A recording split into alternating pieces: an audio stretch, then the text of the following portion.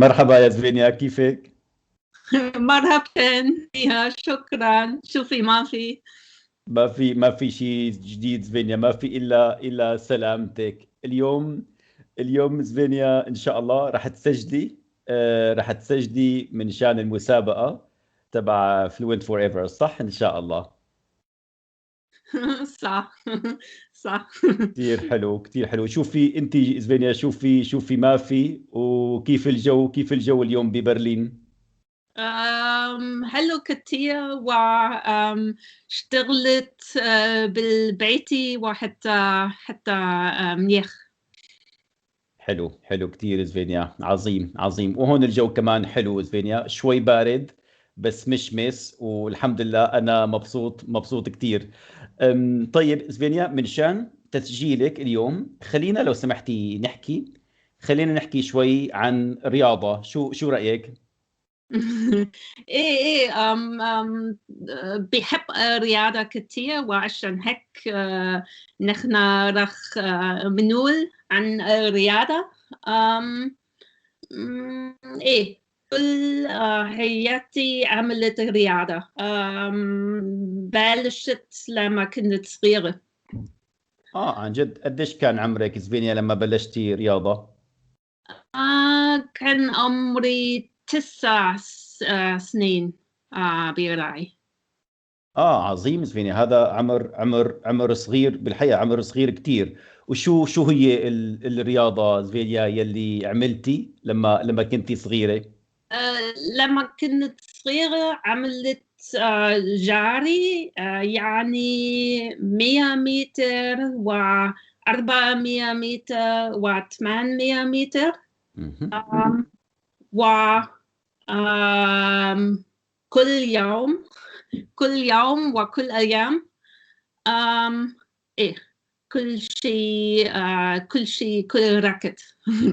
عظيم، برافو عليكي. فلما كنتي صغيرة زفيني عملتي ركض، يعني كنتي مثل عداءة صغيرة. وبعدين زفينيا، امتى وقفتي الركض او خلصتي مع الركض؟ آم، كنت ركض كل الوقت لما كنت بالمدرسة. مهم. آم، وكنت مباراة كتير، مهم. مثل كل أسبوعين. بس بعد مدرسة بلشت جامعة بالمدينة تاني.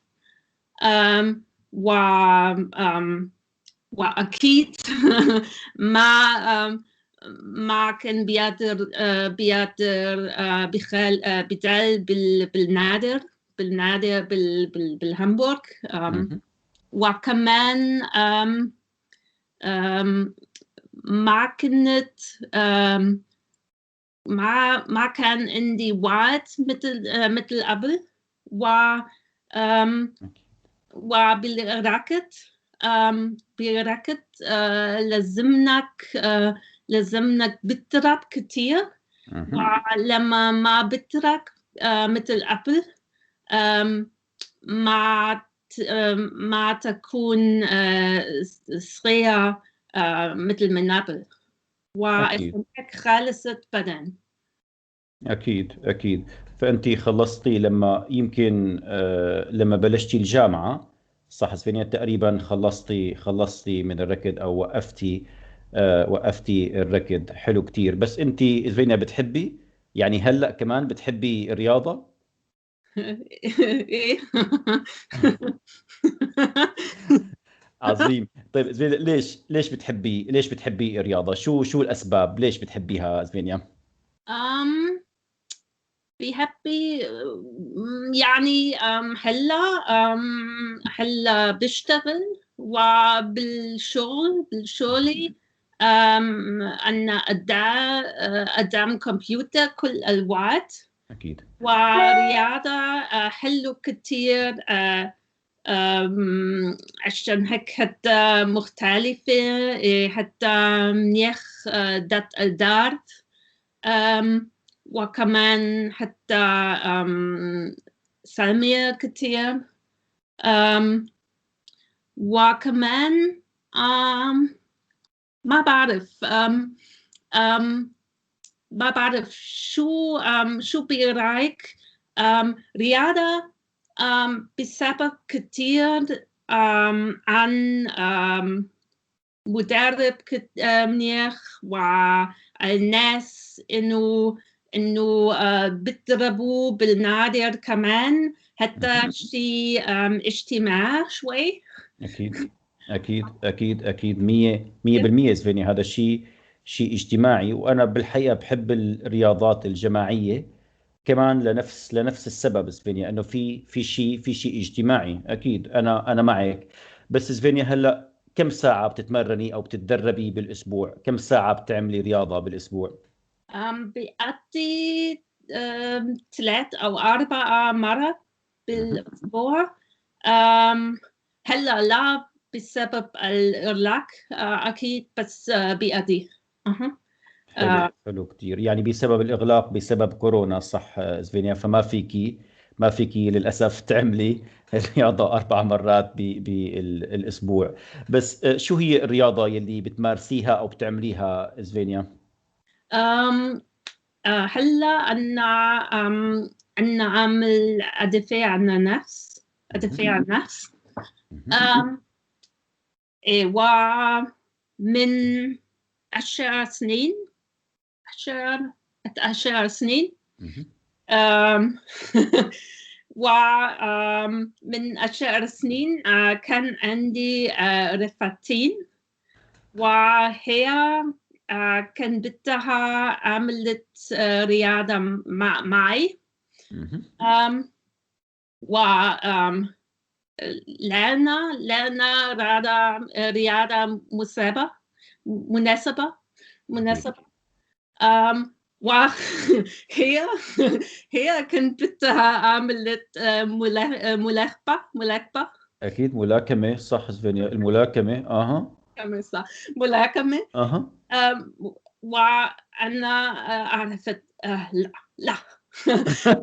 أنا كنت خايفة شوي، وأنا ما كان بدي في رياضة عنيف، أو أنا ما بدي مدربة. وما كنت بحبي أتل. أكيد.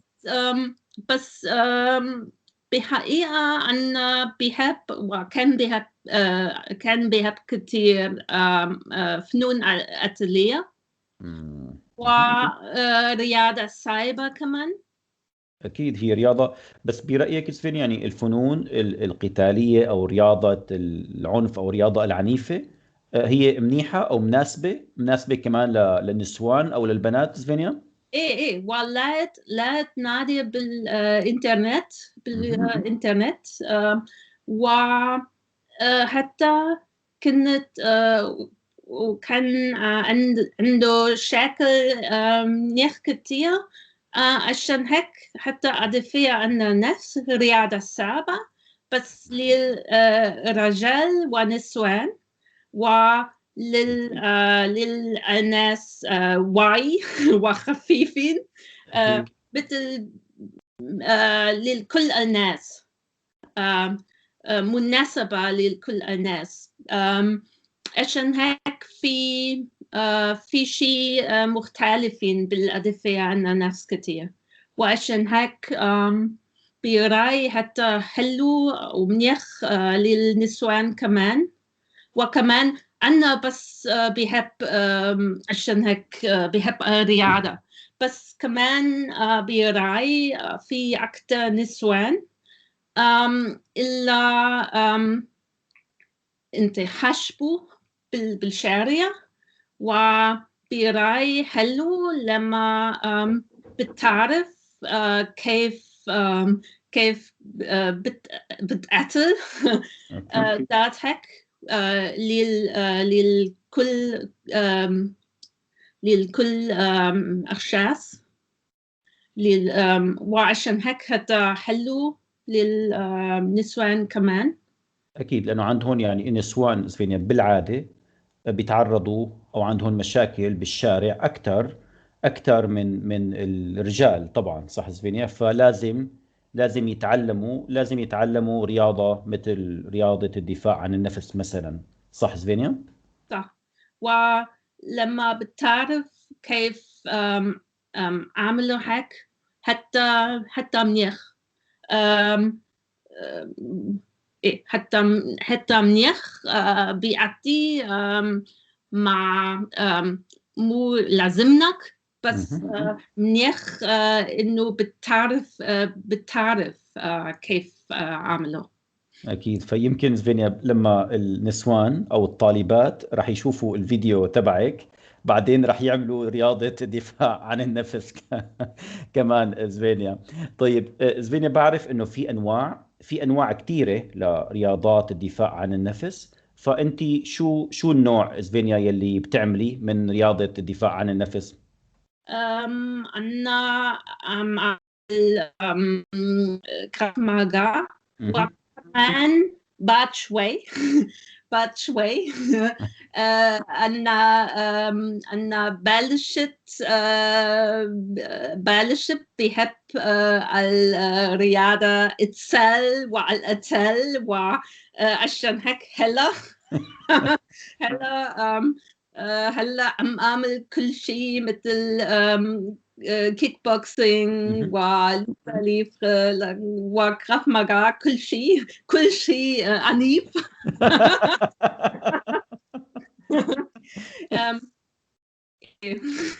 طيب زبينيا، بس شو رأيك لو سمحتي؟ يعني انت، انا بعرف انت اكيد مو شخص عنيف، صح زبينيا؟ بس مع هيك زبينيا، انت بتحبي الرياضات العنيفة، صح زبينيا؟ صح. أنا مو عنيفة عشان هيك أنا بعمل رياضة عنيفة. اكيد انا معك بصراحه سفيني، لانه انا كمان كنت مثلك. انا شخص مو عنيف ابدا، بس عملت مثل كيك بوكسينج او ملاكمه كمان، لانه فكرت هذا منيح حتى لو نحن مو عنيفين. بس سفينيا، طيب لو سمحتي، انت حكيتي عن الجراف ماجا، حكيتي عن الكيك بوكسينج، حكيتي عن الرياضه الثالثه. شو الفرق او الاختلاف؟ شو الفرق او الاختلاف بينهم؟ أم في فرق كتير بين فنون الإيطالية والدفاع عن النفس. مهم. عشان هيك أم لما بتدرب ما في فرق كتير. أم بس بس بالحقيقة في فرق كتير. عشان هيك بالدفاع عن النفس هدايا إنه واقف القتال وبيربح. وأكيد بالكيك بوكسينج لا. اكيد. وكمان لما أنت مصاب بالكيك بوكسينج وبالكل فنون القتال. القتال خلصت مهم. بس بالشارع لا. وكمان ما في قواعد. عشان هيك بالشارع مثلا في مجموعة ولبس أشخاص واحد بالقتال أو بالسلاح أو كل شيء مثل هيك. وكمان مثلا بالكيك بوكسينج لازمك بدال أدم الشخص الثاني. بس مهم. حتى حتى حتى وضع خفيف بحقيقة وبالشارع أحسن. أحسن لما تكون ورا الناس حتى أمان أكتر. وعشان هيك في أشياء كتير مختلفين. أكيد. وبتعرفي زينيا، لما نحن بنشوف مثلا الفيديوهات على اليوتيوب مثلا، وبنشوف عن الرياضة مثل الرياضات العنيفة، أو حتى رياضات الدفاع عن النفس، دائما زينيا في سؤال: شو شو أحسن رياضة، صح؟ يعني مثلا الكيك بوكسينج أو الملاكمة أو المصارعة أو جراف ماجا. برأيك أنت زفينة، لأنه عندك خبرة، برأيك شو أكثر رياضة فعالة، يعني منيحة أو مناسبة أو فعالة؟ برأيي بسبب الوضع أو كيف بيحبوا بتحب تعمل أكيد لما آم، آم، للأتل برأي الدفاع عن النفس مثل كراف ماغا أكثر فعالة. مهم. عشان هيك آم، آم، آم، الناس حط كل أشياء أكثر فعالة من كل الفنون التالية مهم. حتى وأكيد حتى مناسبة بالأتل بالشارع. لما بدك تعرف كيف بتتكلم بالشارع حتى أكثر فعالة. أكيد. بس طيب زفينيا، إذا الجراف ماجا هي أكثر رياضة فعالة، ليش عم تمارسي، ليش عم تعملي كمان كيك بوكسينج زفينيا؟ ليش مو بس جراف ماجا وخلص؟ أم حتى كل رياضة إنه عملت بالنفس مهم. ومع نفس المدرب وبيحب المدرب. وكمان كيك بوكسينج حلو كتير للقتال. مهم. وبس بيحب بس بيحبوا بس بيحبوا كمان عظيم عظيم عظيم. وانت يعني زفينيا، بالاسبوع طبعا اكيد بدون كورونا، بالاسبوع بتتمرني او بتتدربي 3 مرات او 4 مرات، صح زفينيا؟ بس بتعملي كل شيء مع بعض زفينيا، يعني بنفس الدرس او بنفس الحصة بتعملي جراف ماجا وكيك بوكسينج والرياضات الثانية بنفس الحصة؟ بأدلة مهم. في الدرس كراف ماغا والدرس كيك بوكسينج. مهم. بس في كمان درس اسمه الإيطال مهم. حر وحتى كل شيء. عظيم عظيم كثير زفينيا، عظيم كثير. طيب زفينيا، أنت حاولتي أو جربتي جربتي تستعملي جراف ماجا بالشارع أو لسه؟ كمان السبب عشان هيك الدفاع عن النفس ما بلشت مع أتل مهم. صعبة. مهم. ومن قبل كان في وضع شوي خطيرا. وعملت شيء من كراف ماغا ما بس مثل أتل كتير. عظيم، أوكي، عظيم زفينيا. فطبعا يعني حتى لو زفينيا أنت بتمارسي أكيد الرياضات العنيفة أو حتى الدفاع عن النفس، بس مو لازم تستخدميها أو تستعمليها بالشارع، صح زفينيا؟ طبعا. أكيد صح. أكيد. وبس بحب الرياضة وما بفكر إنه مدينة برلين خطيف كتير لما كل الناس خطيفين أو ما بعرف بس بحب الرياضة. أكيد سفينيا، طبعا طبعا. بس سفينيا لو سمحتي، كيف بتساعدك الرياضة بشكل عام؟ يعني الرياضة أو حتى رياضات الدفاع عن النفس أو حتى جراف ماجا، كيف بتساعدك بحياتك سفينيا، يعني بحياتك اليومية، بحياتك العادية؟ أم أنا بحس أكتر مان مهم. وأكتر أو أحسن. أكيد. أم أم خصيصا لما بحب بسافر بيسافر وحده طبعا بحالي و وبحب إنه بتعرف أدافع عن النفس وكمان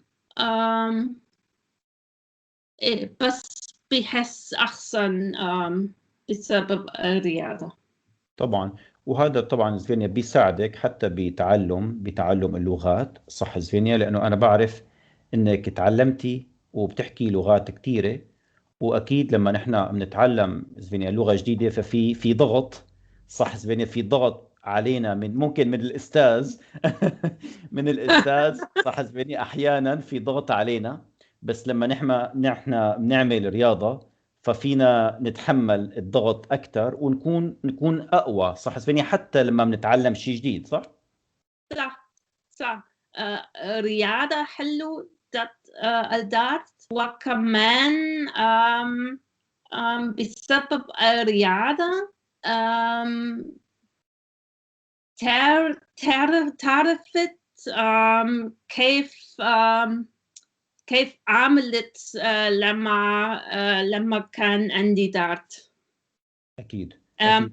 خصيصا بالدفاع عن النفس نحن مندرب الرياضة مع دارت. طبعا اكيد سفينيا. وكمان انت قلتي لي، صح سفينيا؟ قلتي لي انه كنتي بالبدايه كنتي خايفه، يعني لما رفيقتك لما رفيقتك قالت لك سفينيا تعالي نعمل ملاكمه، طبعا انت كنتي خايفه، صح سفينيا؟ خايفه من القتال، ممكن مع شخص تاني او حتى من الضرب مع شخص تاني. بس هلا زفينيا لسه عندك خوف، او هلا انت خلاص زفينيا مو خايفة ابدا؟ مو خايفة أبدا. بس لما لما لما بعمل إيتال دات مطربي مدرب. بس هلا يعني اسبانيا انا خايف منك اسبانيا. بعرف. فيعني اسبانيا اذا عندك مشكله مع اي استاذ او ف... فالاستاذ راح يكون عنده مشكله اسبانيا، صح؟ صح. عظيم. بس زفينيا لو سمحتي، قبل ما نخلص الدرس اليوم، بدي اسالك لو سمحتي، مثلا بالمانيا زفينيا، بالمانيا في كتير بنات او نسوان بيعملوا او بيمارسوا رياضات عنيفة او رياضات الدفاع عن النفس؟ ايه بس حتى شيء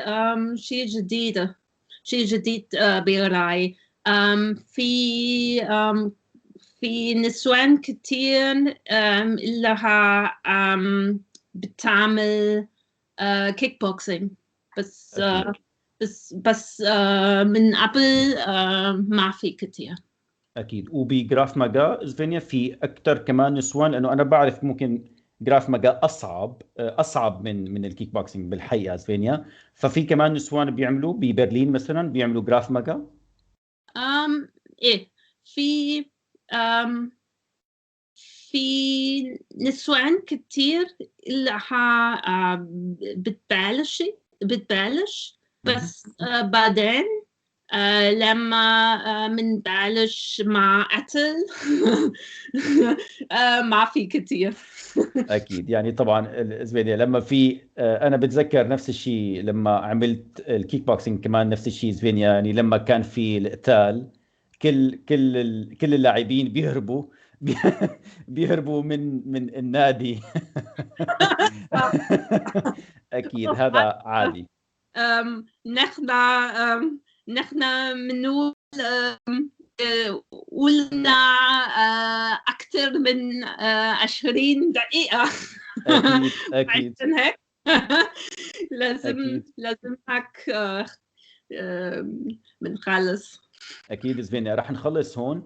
فشكرا كثير لك، مثل العاده زفينيا، وبرافو عليكي، يعني حكيت كثير منيح بالشامي اليوم. وان شاء الله زفينيا رح نحكي مع بعض بدرسنا الجاي ان شاء الله زفينيا.